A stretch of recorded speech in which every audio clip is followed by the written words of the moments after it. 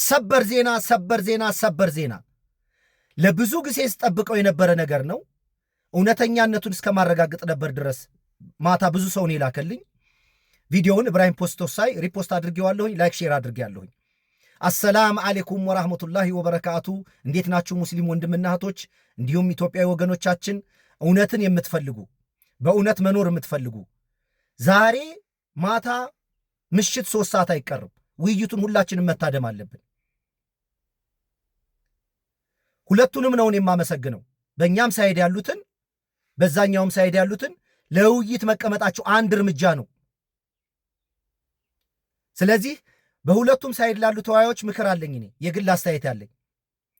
በእኛ በኩል ያላችሁት ፕሪቪሌጁን እንድትጠቀሙበት፣ ይሄ ልጅ በተሳሳተ መንገድ እስልምናን ለሰዎች እያዳረሰ ስማችንን እያጠፋ ተገቢ ባልሆነ መንገድ እያሳየ ነው። ምንም አይነት መሰረታዊ እውቀት የለውም የእስልምና። ስለዚህ ከኛ ጋር መወያየት አለበት ብላችሁ አላህ ይህንን እድል ሰጥታችኋል፣ በደንብ ተጠቀሙበት። ሁሱ ከፍተኛ የማዳመጥ ክህሎት አለህ።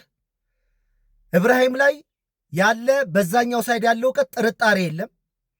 ኢብራሂም በሚያስፈልግበት ቦታ ላይ ሁሱ ለኢብራሂም እየለቀክ፣ ኢብራሂም በሚያስፈልግበት ደግሞ ሁሱ በሚያስፈልግበት ቦታ ተጋግዛችሁ ማንነቱን ገልጣችሁ ማሳየት መቻል አለባችሁ።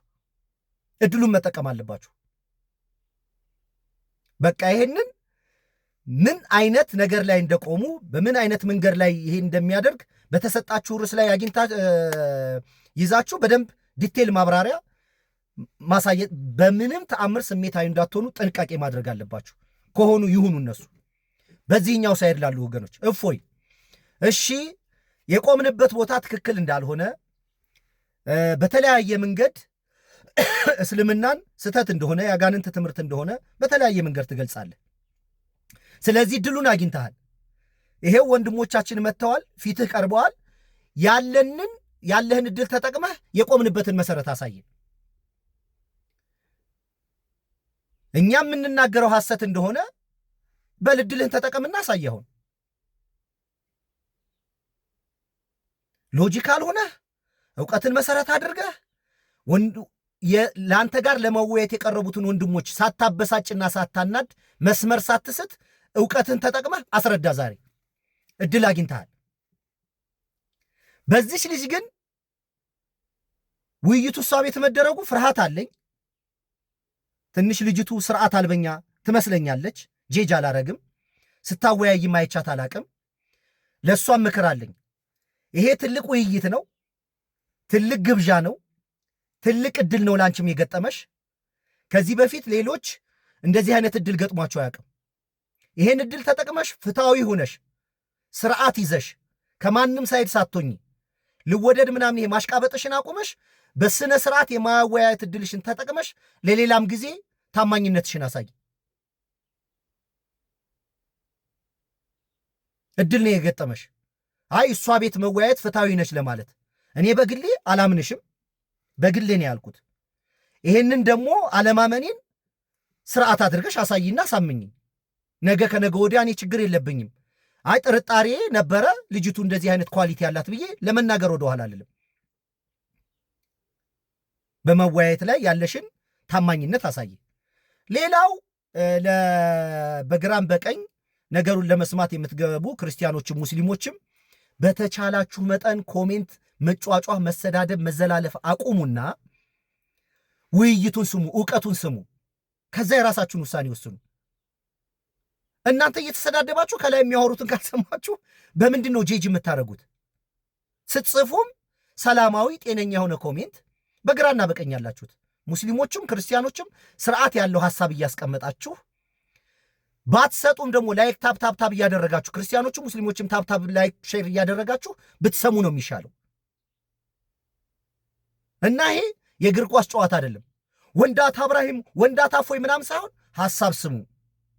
ከዛ የራሳችሁን አእምሮ አሰሩ። ከዛ የራሳችሁን ጄጅመንት ማቅረብ ትችላላችሁ። አይ በዚህ ነገር ትክክል አይደለም እሱ የተሻለ ሆኖ ተገኝቷል ምናምን ብላችሁ ፍትሃዊ የሆነ ነገር ለማስቀመጥ እድሉን ተጠቀሙበት እንጂ ከስር ሆናችሁ ብትሰዳደቡ፣ ብትጫጫው፣ ብትነጋገሩ መፍትሄ አታመጡ። የምታመጡት መፍትሄ የምትለው ብታዳምጡ፣ ብትሰሙ፣ ትክክለኛ ነገር ለመወሰን ለራሳችሁ ይጠቅማችኋል እንጂ ይሄ እግር ኳስ አይደለም። አርሰናል ማንቸስተር ምናምን አይደለም። የህይወት ጉዳይ ነው። የህልውና ጉዳይ ነው። ሰዎች በተሻለ እውነትና በተሻለ መንገድ ለመሄድ እድል የሚፈጥርላቸው ትልቅ ውይይት ነው።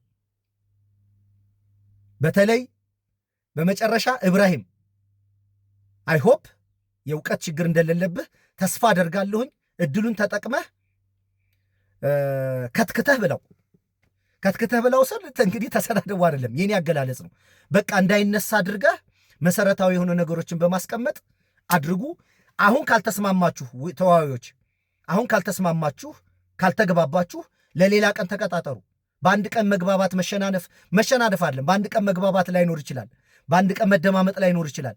ነገ ከነገ ወዲያ ደግሞ ለምን ከ3 ቀን ከ4 ቀን በኋላ አርፋችሁ ደግሞ ትገባላችሁ? እና እኔ በጣም ነው ደስ ያለኝ። ይሄንን ውይይት መልመድ አለብን፣ መነጋገር አለብን፣ መወያየት አለብን፣ መጠየቅ አለብን፣ መጠየቅ አለብን። አእምሯችን መስራት አለበት፣ ማንቀሳቀስ አለብን። ምንድን ነው ማለት አለብን። ስለዚህ ውይይቱ በጣም ሰላማዊና ፍትሃዊ እንደሚሆን ተስፋ አደርጋለሁኝ። መልካም ቀን፣ መልካም ጊዜ ይሁንላችሁ። አሰላም አለይኩም ወረህመቱላሂ ወበረካቱ። ስንትኑ እረፍቱ እንደተጠበቀ ነው። ብቅ እላለሁ፣ አልፎ አልፎ ለቲክቶክ እንደዚህ ብቅ እላለሁኝ።